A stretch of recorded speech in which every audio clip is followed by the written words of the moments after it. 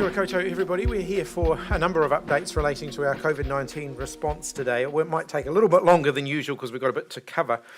We will cover off the latest from the Northland January case and also some further detail on the 2 additional cases that were announced last night. Dr. Bloomfield will address those shortly and provide the regular daily numbers. But I want to start by reinforcing some of the specific actions that we have taken with regard to the Pullman Hotel facility, which has now been closed to any new arrivals whilst we continue the investigation process. That means that while the investigation's underway to identify how the infection may have spread within the hotel, no further returnees will be entering into that facility. Once those who are currently there complete their stay and are given the all clear to leave, the Pullman Hotel will be empty for a period of time.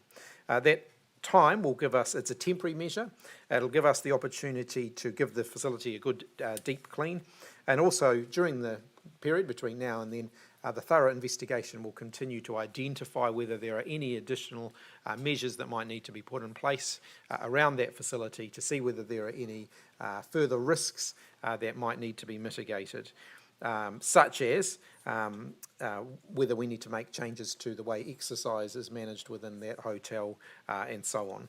As a general comment though, I do want to note that the Pullman Hotel has performed remarkably well as one of our managed isolation facilities. It's one of the larger managed isolation facilities that we have, and it has been delivering very good results for us. The air conditioning system, as I've already indicated, has been updated in terms of the way it's being used to better control airflows, particularly in those common spaces, again to help reduce the risk. Any decision to bring the facility back online again will be made once we're confident that any issues that might exist with that hotel have been addressed and have been resolved. We have been continuing the investigation into these 3 cases. So we've got one case who never made it out into the community. They ended up going straight to the jet park from the Pullman Hotel, but we know that that is the source case for the 3 other community cases that we have been dealing with. I want to say of those 3 other cases, 2 of them are from the same family. I think when people hear that there are 2 new community cases, there is an assumption that they are separate. They are from the same family. So we're dealing with our Northland case and one other group of cases, if you like, which are the same family, 2 people. We have, through our investigation process, established that our source case and both of these other cases that we're dealing with have been out of their rooms at the same time, although for different reasons. And so that investigation continues as to where they may have come into contact with each other, whether it might be a lift, exercise area, common space, or so on. But it does appear that there could be some circumstantial conditions in which the virus may have been able to pass between them. We'll continue to try and assemble a fuller picture on that. We've made the decision that all returnees across all of our isolation facilities should remain in their rooms after they've had their day 12 test, while we continue to figure out what has happened in these particular cases. So this is an interim measure, an additional layer of protection to ensure that people are not infected towards the end of their stay after they have had their final test. It is an interim measure, and that will be operationalised, fully operationalised from Saturday as the facilities work through the process of making sure that that can happen. I'm also due to receive advice at the end of next week on any potential further improvements to the way we allocate rooms across our isolation facilities, including whether we need to make changes to the way we stagger arrival and departure of guests. We already have been trying to keep cohorts together wherever possible. We regard a cohort as being those who've come in on the same flight rather than those who have come from the same countries, because we know that there has been in-flight transmission. So we're continuing to look at whether there are further refinements that can be made there. That includes some detailed modelling, which is why that will take a little bit longer. I'm expecting to get that advice by the end of next week. Ultimately, our goal here is to minimise the risk of any indirect transmission from people who are in the facilities. There are also spot checks underway in other managed isolation facilities around the country. And as always, we want to have the best possible visibility around what's working well and identify any issues that might need further attention. So that's been an ongoing part of our process for some time now, and we're continuing to do that. The other observation that I wanted to just reiterate was that since the events in question here, we've already made other changes. The introduction of day 0 / day 1 testing, with people being required to isolate in their rooms up until they've received their negative test result, has been introduced after potentially after the events in question here, certainly after these people had arrived, so they weren't subject to that, say, day 0, day 1 testing. So that change has already been made, and that will make a difference in the future. Finally, just a quick update on the testing numbers at the Pullman Hotel. 219 staff worked at the Pullman Hotel between the 9th and the 13th of February. All have been contacted so far. 201 of those have been tested. 199 of those are back. They were all negative. We're awaiting 2 test results, and the remaining staff members are being followed up to make sure that they get their tests. The contact tracing team advises that of the 353 guests that left the Pullman Hotel between the 9th and the 13th of January, that they have been getting in touch with them since Sunday afternoon. All of them have been asked to have a test and to self-isolate. As of midday today, 301 of those former guests have been tested and their results have been received. All are negative, apart from the 2 that we indicated last night. We're awaiting results from the remaining 52 people. I don't have an indication of how many of those have been tested, and we're just awaiting the results and how many of those have yet to be tested, but there's 52 in that category that we are actively following up with to make sure that they are tested and that we get those results as soon as we can. So I'll now hand over to Dr. Bloomfield for a bit more detail on the cases, and then we will open up for questions. Thank you, Minister, and kia ora koutou katoa. So first, a brief update on our Northland case. As I mentioned yesterday, this person is now officially considered to be recovered, and the close contacts of that person remain in isolation until the full 14-day period since they were last exposed to the case, and we've continued to receive negative test results from those who have been further tested. Now to the 2 cases that we reported last evening. These 2 people are linked to the border who have tested positive and are in the community.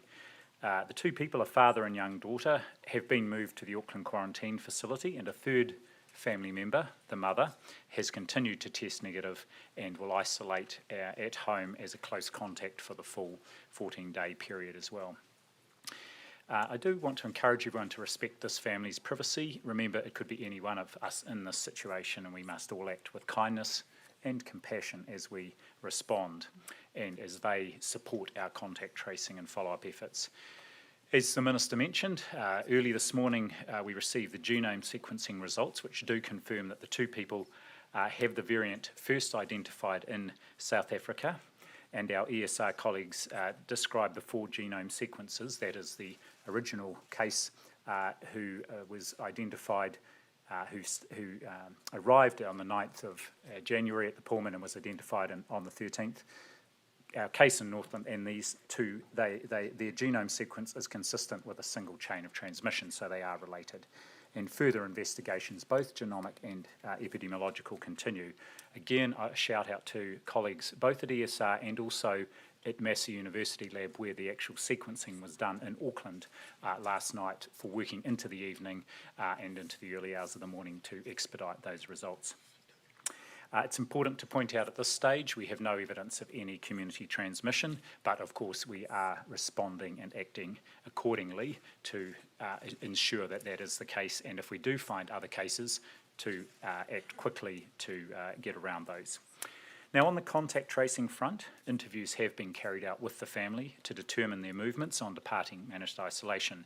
And late last evening, we published the list on the Ministry of Health website of the locations of interest and sent out a push notification via the NZ COVID Tracer app. And I want to thank the media who conveyed that information to the public both last evening and this morning. Now, that list will develop and change as we get more information about the case's movements, and we will continue to update and publicise any changes. We can confirm that the father had not been at work since leaving managed isolation, and the child has not been at an early childcare centre. Now, some exposure events, as you will see on the list, are for relatively long time periods. The reason is so we cast the net wide. It doesn't matter, it doesn't necessarily mean that people were there for a long time period, but we've cast the net wide as a precaution. There are a number of days between the 18th and 23rd of January where at the moment no locations of interest are listed. That may be because there are none, because they didn't go out, or because we are still finding out more information, and we will update as we get it. I want to thank those people who had scanned into those venues. 168 people received the notification through the push out through the NZ COVID Tracer app last evening. And so far we've determined the 2 cases have 11 close contacts, and they are now isolating.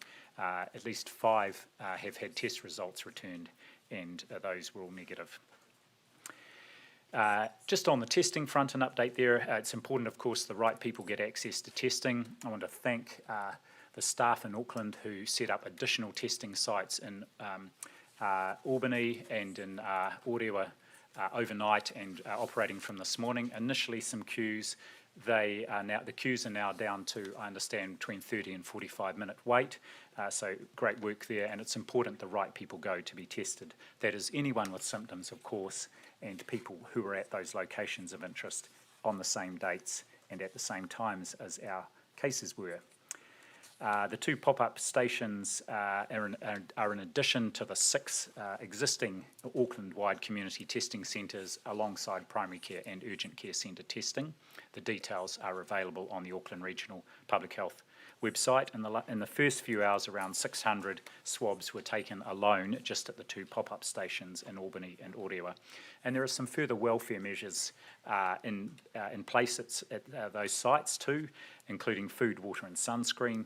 Public health nurses are going down the queues to provide welfare checks and ensure that the right people are there waiting for testing, and there is traffic management in place. So thank you to everyone who is turning up to be tested to help our efforts here. Over the last 24 hours, our latest count shows 8,306 tests processed, and over the last 7 days, that's 36,230 tests. And since Sunday, up till last evening, there were 17,179 tests in the Auckland and Northland regions. Thank you everybody who's been tested. That is really helpful in terms of us ensuring that we are detecting early or ruling out any community transmission. I also want to finish, of course, with the usual plug for the use of the NZ COVID Tracer app. Great to see that big surge in scans to over 1 million yesterday. I'd like to see that going up even further. And as we've found again in these 2 cases, we never know when we may need to have that information from both our QR code scanning and having the Bluetooth function turned on in the app. Thanks, Minister. Jessica. Rules for managed isolation when you've got some people who perhaps arrive first off and then you've got people leaving. What are those regulations, and were they being followed at the ballroom? Because it does seem surprising that people were staying across the corridor from each other with such different arrival times. Yeah, so that's one of the things that we'll look at is the overall room allocation. We do try and keep, as I indicated, cohorts together. So a plane comes in, we try and keep them at the same facility if we can. One of the things that we'll look more actively at is whether we can actually manage it so that they're on the same floors, for example, so you don't have different cohorts spread across floors. Those are the sorts of things that we've got to look at. Obviously, the logistics of that create a greater challenge. It is quite difficult to manage all of the ins and outs of people because they don't always, people don't all leave at the same time. In an ideal world, we would have the same number of people arriving every day and the same number of people leaving every day. That's not the way the managed isolation facilities work, and we try and optimise the use of those facilities. If we make changes to the way we do room allocations, it's possible that we won't be able to fit quite as many people in. So that's the modelling that's happening at the moment. You're waiting for further advice on that, but isn't it a no-brainer that that you need to keep people separate so they can't cross-contaminate? And why not just make that ruling now? Well, let's be clear about this. Once people arrive in a managed isolation facility, regardless of whether they were on the same cohort, on the same flight, we try and keep them apart from one another once they're through the door. And the idea of isolation is it's just that, it's isolation. So people isolate either by themselves or if they're in a room with someone else, they isolate with that person. And we try and ensure that they don't come into contact with anybody else. But obviously we look at how we can do room allocations better to manage the risk better. But as I've said, with every one of those decisions, there are flow-on consequences for that, and we do have to work our way through that. Jenna? 52 remaining guests that you're waiting on tests from at the Pullman could represent more cases in the community. Why is that taking so long? Ultimately, I understand that the contact tracers have been very effective in getting in touch with them. Ultimately, the delay, any delay there will be in them getting their tests, and there can be a variety of different reasons for that. But obviously, we want them to get their tests as soon as they can. Can you be more proactive in that, as in sending testers to them? Oh, look, certainly we're following up regularly with people as necessary. If we do need to do other things like mobile testing, we'll leave that as an option. But certainly, we're very successful in getting the bulk of them tested very quickly. There is this tail of people, and we obviously want to test them as quickly as we can. I'll let you finish that line of question. That point in the CCTV footage where it seems all three groups of people... So that's were not from outside. CCTV, that's from accessing the data around when they left their rooms and when they went back into their rooms. So when in their stay was that? Was that after the test? There were several different occasions through their stay where that took place. There was a period of time, several days, where all three were in the hotel at the same time, and so there are several occasions where there have been overlaps. Back on the 52 guests, are you confident that they are isolating and they're not a threat? Certainly, those that we have got in contact with, and I understand it, that's pretty much all of them that we've been in contact with now, have been asked to isolate, and I'm sure they will be.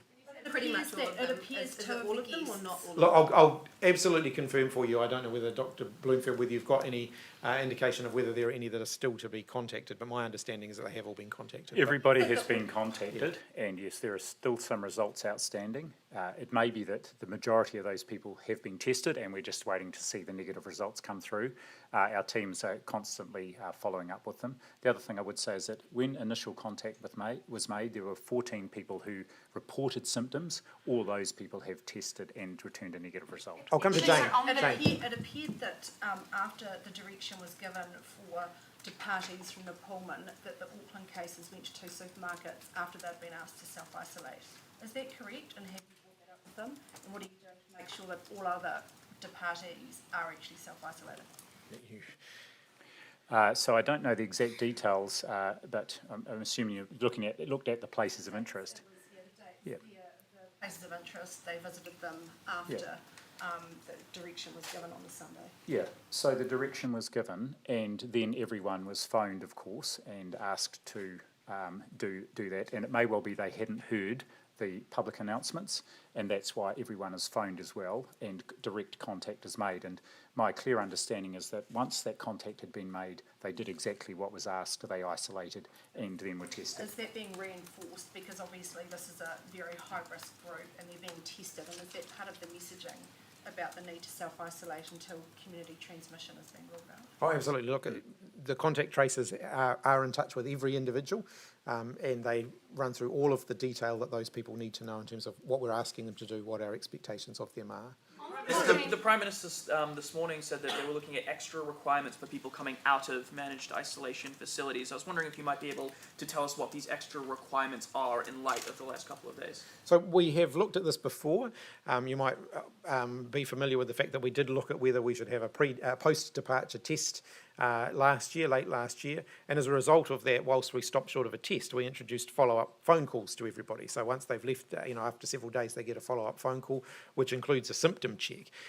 We'll look at that again, and we are going to look at that again to see whether that's still the right measure or whether there should be other measures that we might put in place. People might hear that answer and think just a follow-up phone call isn't really enough, given that Auckland is at stake when it comes to another community outbreak. Is there more that the government could be doing? Look, again, that's one of the things that we will look at. At the time that we looked at it last, which again was only, not late in the year last year, that was the appropriate balance. That was, based on the risk that we foresaw at that point, that was the appropriate measure. Now, risk profiles change and we continue to review based on the latest information. What are they being told to do at the moment? Sorry, what was that? What are people being told at the moment when they leave managed isolation? The Prime Minister said that the government was giving them very clear instructions as to what they were supposed to be doing. Just curious about what those instructions are. They are. They get quite detailed instructions when they leave. And again, that was something that flowed from the last review we did late last year. We looked again at that material. I'll ask Dr. Bloomfield to comment on the specifics of that, but they certainly do get a lot more information now than they would have been in the earlier phases of our response. Yes, the key thing they get now is very clear information about what symptoms to look for and what to do if they do become symptomatic. And also many of them who are maybe returning to New Zealand after a long period have got information about various other things around perhaps benefits and housing information. I should say that the information is very clear, and what we have seen in the case, for example, of our Northland case, is this person, despite having had the negative tests in managed isolation, did the right thing, isolated and was tested. But on the, Amelia. 14, on the 14 people who had symptoms when they were followed up with contact tracers, were they then tested after the contact tracers contacted them and they said they had symptoms, or proactively got the tests themselves and let the contact tracers know that they had symptoms and then got a test? I couldn't say exactly, but remember that all those people would have received that day a call on day 3 to 5 post-departure, and in fact that's why we have been able to contact all of them, because we now have good contact information for people departing. And so when one of the questions they were asked when they were followed up, the 354, is, have you got any symptoms at the moment? A small proportion, remember this is 14 out of 354, said, yes, I have got one or more of those symptoms, and then of course they were tested alongside everybody else, and we prioritised getting those results back. Jessica. Bloomfield, on those 52 remaining tests, are they being fast-tracked, and when will we get the results back? And just in the context of that, what's the advice for people who are looking to go away for the long weekend? Will we get those results back by 1 o'clock tomorrow, so you can give that advice to people? Well, I haven't got anything to add other than what the Minister said, I think, at some length, where we are continuing to follow those people up, and we will actively do that. And everyone who is followed up has got a special code on their sample, so they know to expedite getting the test done and then reporting the results. We will do an update. If we have further information, we'll do another update on those results a bit later. Sorry, just for that question, should people still go away for the long weekend? Is that the advice, or should they be staying at home? Generally, yes, Yeah. generally. Well, at the moment, we are, today and tomorrow is when we are looking to see if there's any wider community spread. We will have a very good picture by this time tomorrow, especially with all the testing that is being done. So, no other advice at this stage. Are you relatively confident that it was person-to-person contact that resulted in the new cases? And if so, do you think it was in the exercise area? I'll ask the Director General to comment on that. In terms of the feedback that I've had from MIQ and their investigations, is that they haven't been able to reach a conclusion on that. So it could be person to person, it could be there could be some surfaces involved. All of those possibilities, none of them are being discounted at this point. They'll continue to investigate all of those options very thoroughly. But I'll ask the Director General to comment. Yes, so we're still looking at all those options, and one of the things we talked about this morning was, and that had been looked at already, is whether they used a lift at the same time or closely after each other. What seems clear is that all three of the cases that we've identified over the last few days have become infected by the original source case there, and so that may have been through a fomite transmission or through aerosol transmission. And the important thing at looking at all of these options and not shutting our minds to anything is that we take all the potential precautions, additional precautions, to rule out that happening again. Okay, we'll come over here. Just follow up on Jane, on your answer to Jane. So these people in Auckland, 2 days after, so on Sunday they were told they should self-isolate at home. And according to what you put out, on Tuesday afternoon, they were still out of the supermarket. You said maybe they hadn't seen the news or they hadn't been contacted. But is that acceptable that 48 hours later, they still wouldn't have heard or seen any newscasts? Especially if they had just exited MIQ, should there be an obligation for them to be paying attention? Look, I would ask people to pay attention. I'd ask everyone in the country actually to pay attention to what we're doing around our COVID-19 response and to follow the public health guidance that gets issued in response to any event. I can't comment on the specifics of that. Obviously, the individual contact tracers that have been talking to that family may have an explanation for exactly what happened there. I don't have that information with me. With the Pullman, which is a large facility, not taking returnees at the moment, what pressure is that putting on the MIQ system and how are you managing that? So we have a contingency built in, and the contingency is to allow for exactly these types of events. So if we had to evacuate a facility, say there was a fire, if we had an emergency landing where we suddenly had a whole lot of people that we needed to accommodate, we do have a contingency to allow for that. So what that will mean is that whilst the numbers at the Pullman will steadily decline, the people who might otherwise have gone there will be absorbed in other parts of the system using that contingency. That's exactly what it's there for. The system is designed to allow for any of these sorts of events should we need to. We had someone tell us that they visited the Taiping supermarket in Northcote about a week ago and there was no QR code on display, so they complained to the authorities. Are you aware of that and whether they have a QR code up now? Not aware of that particular store, but I can just make a general observation about QR codes across the country, which is that we do get increasing numbers of reports of people saying, look, while a QR code is on display, it's not prominent. You actually have to go searching for it, and most people won't. If they walk past and see it, they'll scan it, but if they have to go searching for it, they won't. So my message to all businesses is please continue to play your part here. Make sure you have it prominently displayed, preferably put up multiple copies of it around the place so that if there's a queue for people to scan, you just walk to the next code and you can scan there. The other reminder I'd say to people is, and look, hand on heart, I've made the odd mistake myself. If you forget to scan on the way in, scan on the way out. Make sure that you're keeping a record of where you've been so that, you know, in the event that we need to contact trace for you, we can.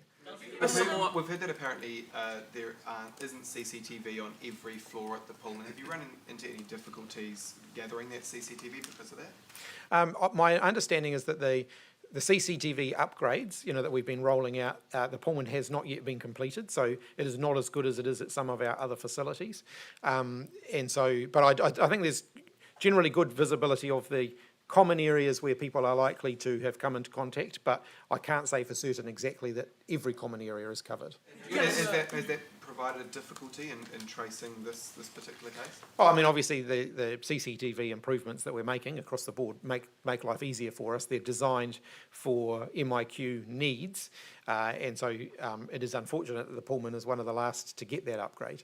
Is it true that the COVID tests at the Pullman are on the 12th floor, and as a result, people are sort of moving between elevators or stairs to get there?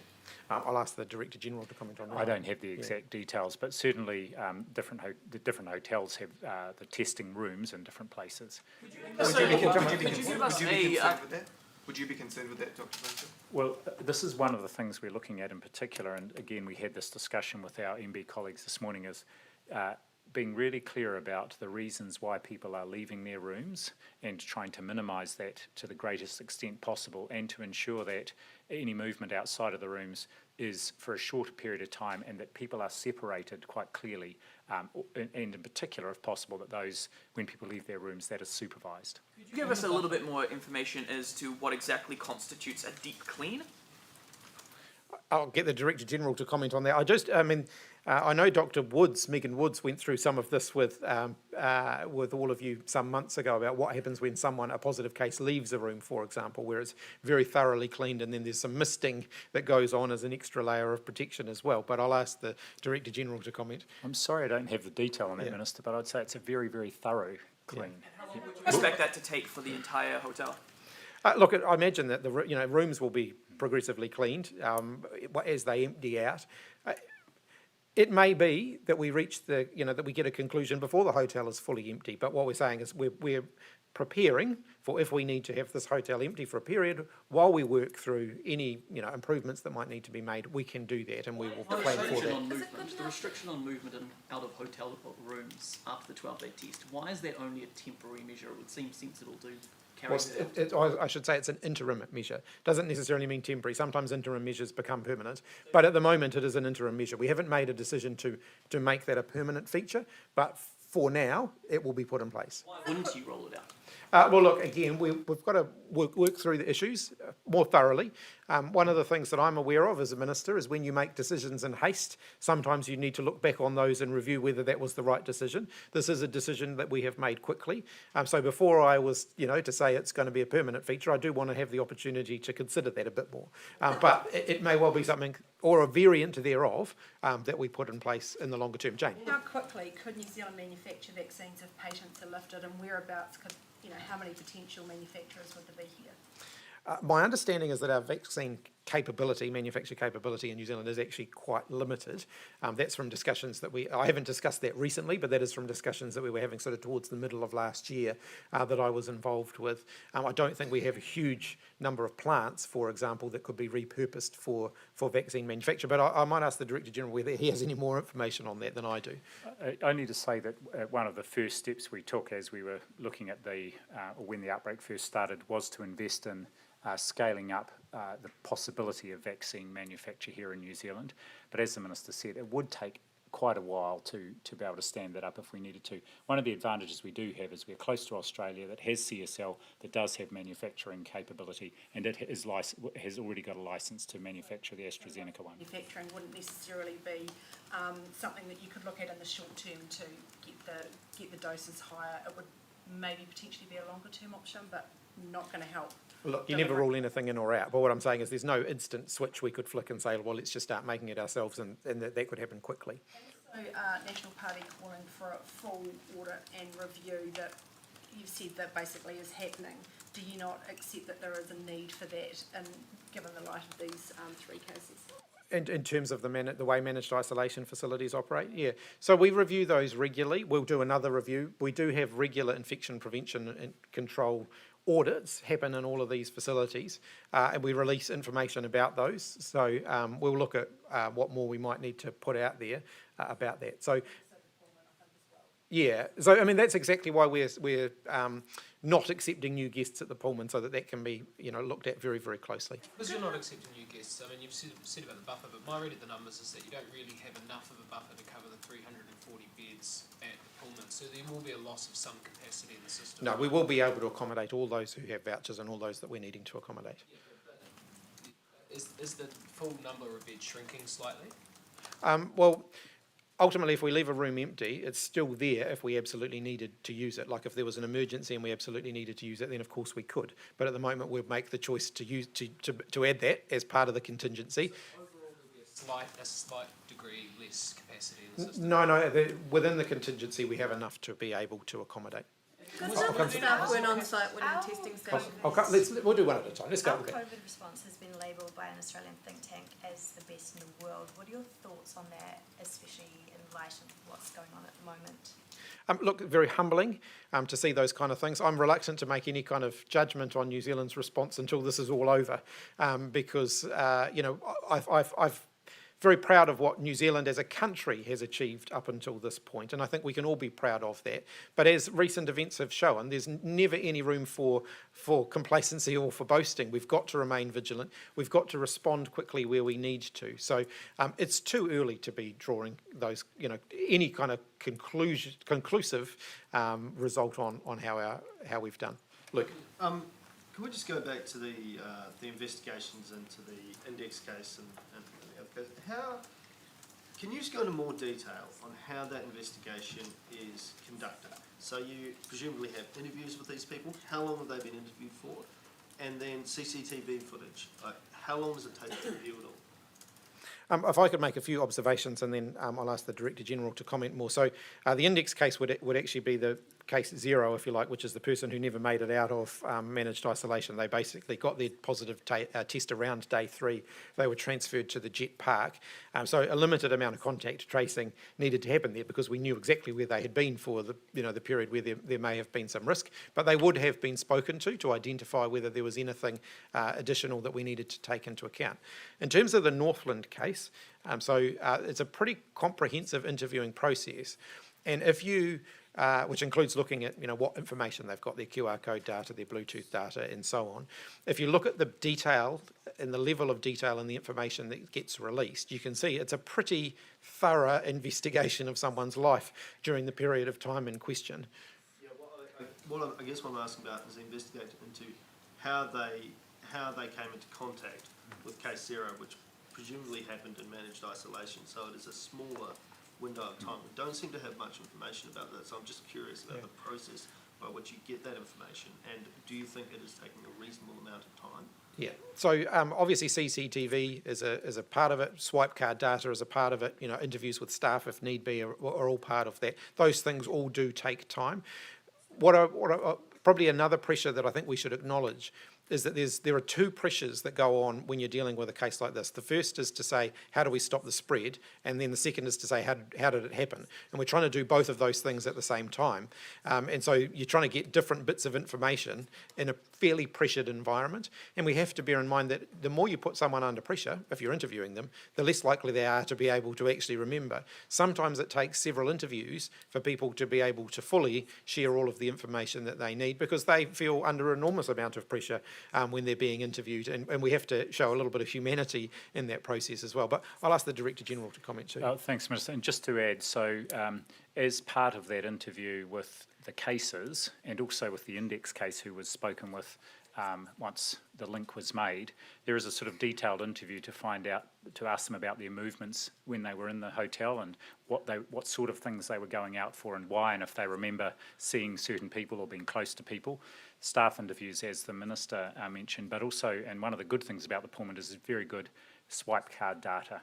So once they've gone through each room and to find out exactly where and when they both came out of the room and or hopped into lifts or went into other areas where they would swipe their card, and then what they can do is marry those up and see, okay, was the person in that room in the same place, or indeed in the first case out of their room at the same time as one of the others, and then the CCTV footage is looked through. Of course, that takes time to go through and identify exactly the two people, just to see if there was any opportunity where they were in proximity to each other.